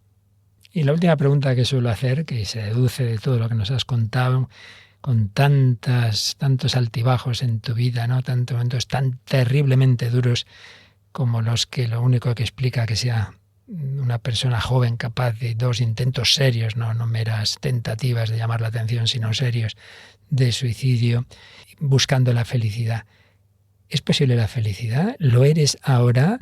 ¿Lo eres, desde luego, más que la primera etapa de Ávila, evidentemente, pero más también incluso que esa etapa de Madrid, de juergas, de fiestas, etcétera? ahora puedo decir que soy realmente feliz y que la felicidad no es que te vaya todo bien, sino estar en paz con cómo va tu vida. Y aunque vengan momentos duros, que vendrán, yo sé que soy feliz y que se puede ser feliz, que era algo que nunca había imaginado poder llegar a decir nunca. Y seguro que esta entrevista la están oyendo muchas personas y algunas de ellas quizá jóvenes que pueden tener trastornos alimenticios, que pueden haber tenido experiencias traumáticas quizá de tipo abusos sexuales, autolesiones, problemas de un tipo o de otro, vivir pendiente del juicio ajeno, en fin, 1000 cosas que hoy día están tan extendidas, ansiedad, etcétera. Evidentemente siempre es importante la medicina, la psicología, por algo la estudias, pero tú has descubierto también que hay algo, o mejor dicho, alguien todavía mucho más importante, al que abra el corazón. ¿Qué le aconsejarías para que descubra la plenitud de la verdad que, como bien has dicho, existe, que se llama también, cuando la vivimos, se convierte en felicidad? ¿Qué le dirías? Lo primero que le diría es que no tenga miedo, que cuestione, que busque, que a través de la duda es por donde se puede encontrar, que la duda no es algo malo, es algo grandioso, porque es lo que te puede hacer llegar a la verdad. Le diría que es amado, que es muy amado y que todo lo que te han vendido tan feo de la iglesia, que hay gente que entrega su vida a los demás, que hay gente que te va a amar y te va a acoger con el corazón, que Dios te acoge cada día de su vida y te está buscando, que le abra la puerta. Abre desde tu libertad, busca y ábrele la puerta, porque no te vas a arrepentir, porque te vas a sentir realmente amado, aunque nunca lo hayas sentido antes, ahí lo vas a sentir. Y entonces nada, investiga, busca y ábrete, hazte creer digno de ser amado por Dios. Buscad y encontraréis. Bueno, yo creo que no hay que añadir ya nada más, lo ha hecho estupendamente Alicia, queridos oyentes. Hemos disfrutado oyendo todo, los momentos dolorosos, pero sobre todo viendo cómo el Señor siempre saca bien del mal, y en esos momentos gozosos y esa felicidad que existe, que es posible para todos, también con los problemas que todos tenemos en esta vida. Un testimonio de esperanza. Muchísimas gracias, Alicia, por abrir tu corazón de esta manera en Radio María. Para la gloria de Dios. Para la gloria de Dios, eso es así, y eso queremos en Radio María, queridos oyentes. Pues ya sabéis, Alicia Zapatera, que ha querido abrirnos su corazón, esta chica que nacida en Ávila hace unos añitos, en esa maravillosa ciudad, madre mía, la ciudad de Santa Teresa. Alicia, esto no es casualidad tampoco, ¿eh? Esa chica del siglo XVI también buscaba la verdad, también buscaba la felicidad. Ella la encontró en Jesucristo y tú también, ella en su vocación, tú en la que Dios te vaya dando, pero siempre en el Señor. Y por cierto, ella perdió a su madre de adolescente y entonces acudió de manera muy especial a la Virgen y dice, ahora tienes tú que ser especialmente mi madre, tú teniendo a tu madre terrena, gracias a Dios aquí, pero también has descubierto, me lo has dicho antes, ¿no?, que María siempre es nuestra madre. Y pues en la radio de la Virgen te agradecemos este ratito, o gran rato precioso que hemos pasado. Y queridos oyentes, si queréis volver a escuchar esta entrevista, ya sabéis que queda en nuestro podcast. Pues todo para gloria de Dios, que el Señor os bendiga a todos.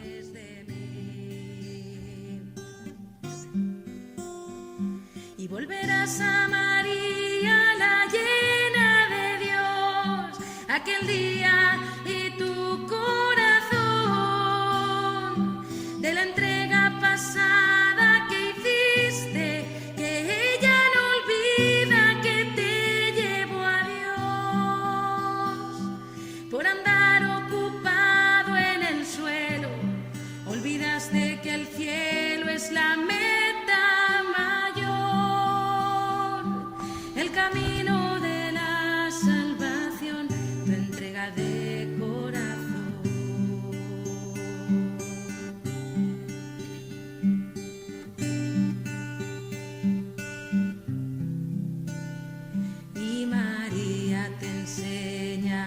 Al Señor llegarás y te pide fidelidad, una entrega perpetua, ser incondicional, con la cruz que debes cargar. Ten intacto tu amor inicial, ahora debes luchar, aunque quieras huir a un sitio perdido. Te das cuenta que pasan los años, que tu llama se apaga, que no sabes seguir, pero ella te mira, te cuida y te dice: mi fiel hijo, no te olvides de mí. Y volverás a María, la llena de Dios, aquel día y tu corazón, de la entrega pasada que hiciste, que ella no olvida, que te llevó a Dios. Por andar ocupado en el suelo, olvidaste que el cielo es la meta mayor, el camino de la salvación, tu entrega de corazón.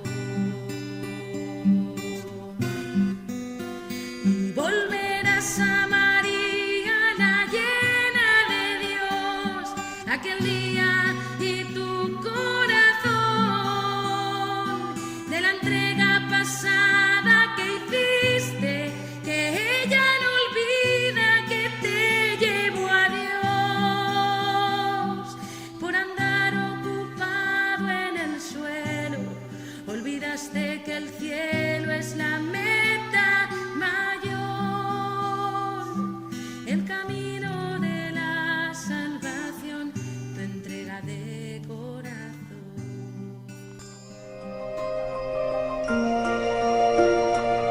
Han escuchado en Radio María esta larga entrevista realizada por el padre Luis Fernando de Prada a Alicia Zapatera, una entrevista realizada en marzo de 2026.